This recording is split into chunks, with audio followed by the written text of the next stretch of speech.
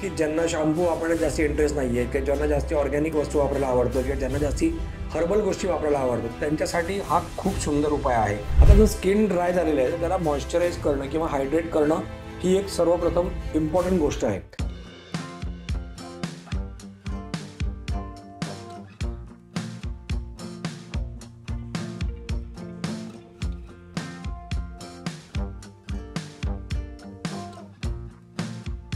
Hello guys, welcome back to my channel. मी Amit Vaidya, director of fashion salon spa and makeup studio आणि director of fashion international college. तुमचं पुन्हा एकदा माझ्या YouTube चॅनलमध्ये स्वागत करतो। सध्याचा जो विषय चालू आहे आपला तो म्हणजे की डॅन्ड्रफवरती आपण बोलतोय की डॅन्ड्रफ कशामुळे होतोय ते मागच्या व्हिडिओमध्ये तुम्हाला सांगितलं। डॅन्ड्रफसाठी होम केअर काय करायचा पाहिजे ते तुम्हाला मागच्या व्हिडिओमध्ये सांगितलं आणि डॅन्ड्रफसाठी होम रेमेडी काय करायला पाहिजे। मी आता होम केअर आणि होम रेमेडी मी द्वारा दोन वेगवेगळ्या गोष्टी याच्यामध्ये व्हिडिओमध्ये करतोय। होम केअर इज लाईक आपण प्रोडक्ट्स कुठले वापरायला पाहिजेत, की घरी जाऊन तुम्ही जे प्रोडक्ट्स वापरणार आहात तर ते ॲक्च्युली कुठले वापरायला पाहिजे। तर मागच्या व्हिडिओमध्ये तुम्हाला मी ते सगळं सांगितलेलं आहे की कुठले प्रोडक्ट्स वापरायला पाहिजेत, शॅम्पू कसे वापरायचे, डॅन्ड्रफ शॅम्पू नंतर दुसरा शॅम्पू, मॉइश्चरायझिंग शॅम्पू कसा वापरायला पाहिजे। तर हे मागच्या व्हिडिओमध्ये आपण सर्व डिस्कस केलेलं आहे। त्यामुळे ज्यांनी मिस केलेलं आहे तर त्यांनी मागच्या व्हिडिओमध्ये जाऊन नक्की बघा की ॲक्च्युली शॅम्पू कुठले वापरायला पाहिजे ते। पण आजच्या व्हिडिओमध्ये we are going to cover की होम रेमेडी काय करायला पाहिजे। म्हणजे घरच्या घरी आपल्याला काही वस्तू आहेत की ज्यांना शॅम्पू वापरण्यात जास्त इंटरेस्ट नाही आहे, की ज्यांना जास्ती ऑर्गॅनिक वस्तू वापरायला आवडतं किंवा ज्यांना जास्ती हर्बल गोष्टी वापरायला आवडतात त्यांच्यासाठी हा खूप सुंदर उपाय आहे।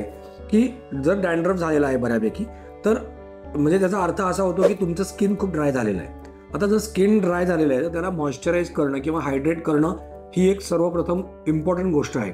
तर त्याच्यामुळे त्यावेळेला तुम्हाला असं करायचं आहे की घरी जे आपल्या कोरफड असते त्या कोरफडीचा गर काढायचा आहे आणि तो गर आपल्या स्काल्पला लावायचा आहे। स्काल्पला लावून तुम्हाला एक 15 ते 20 मिनिटं किंवा अर्धा तास, पाऊण तास जरी ठेवता आला तरी ठेवायचं आहे आणि मग जे काही शॅम्पूज तुम्ही यूज करणार तर त्या शॅम्पूनी वॉश करायचं आहे। आज ॲलोवेरानी काय होतं की ॲलोवेरानी हायड्रेशन खूप जास्त प्रमाणामध्ये मिळतं। म्हणजे ॲलोवेरामध्ये स्वतःमध्ये जेवढं हायड्रेशन आहे तेवढं कुठल्याच गोष्टीमध्ये नाही आहे। त्याच्यामुळे ते जे हायड्रेशन तुमच्या स्काल्पला मिळणार आहे किंवा तुमच्या स्काल्पच्या स्किनला मिळणार आहे त्यांनी तुम्हाला खूप बेनिफिट होणार आहे। म्हणजे त्याच्यामुळे इमिजिएटली तुमचा डॅन्ड्रफ जे होण्याचं जे प्रक्रिया जी आहे तर तीच तुम्ही थांबवत आहे, म्हणजे तीच तुमची कमी होते। त्यामुळे डॅन्ड्रफ तुम्हाला एकदा आहे तो पण निघून जाईल आणि नवीन डॅन्ड्रफ फॉर्म होणं हळूहळू थांबून जाईल। त्याच्यामुळे तुमच्या स्किनला खूप चांगलं स्किन राहील, हायड्रेशन चांगलं मिळतं, मॉइश्चराइज चांगलं मिळतं आणि तुमची स्किन खूप नॉर्मल लेवलला राहते। तर त्याच्यामुळे ज्यांना कोणाला डॅन्ड्रफचा प्रॉब्लेम आहे त्यामुळे त्यांनी ही होम रेमेडी नक्की फॉलो करा। तुम्हाला डॅन्ड्रफपासून खूप चांगल्यापैकी फ्रीडम मिळू शकतो।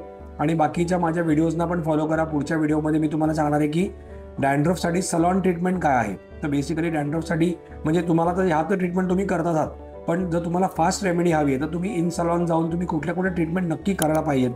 काय आता आमच्या सलॉनमध्ये तर ज्या ट्रीटमेंट आहेत त्या मी तुम्हाला सांगतोच आहे, पण तुम्ही जर इतर कुठल्या पण सलॉनमध्ये जाणार असाल तर त्यांना ॲक्च्युली ट्रीटमेंटबद्दल कशी माहिती त्यांना विचारायची, काय ट्रीटमेंटमध्ये करणार आहात तर हे पण मी तुम्हाला पुढच्या व्हिडिओमध्ये सांगणार आहे। तर माझ्या चॅनलला नक्की फॉलो करा, सबस्क्राईब करा आणि डिस्क्रिप्शन बॉक्समध्ये माझ्या इंस्टाग्रामचा ID पण मी मेन्शन केलेला आहे तर त्याला पण नक्की फॉलो करा, म्हणजे तुम्हाला इंस्टाग्रामवर पण याचे छोटे व्हिडिओज तुम्हाला मिळत जातील।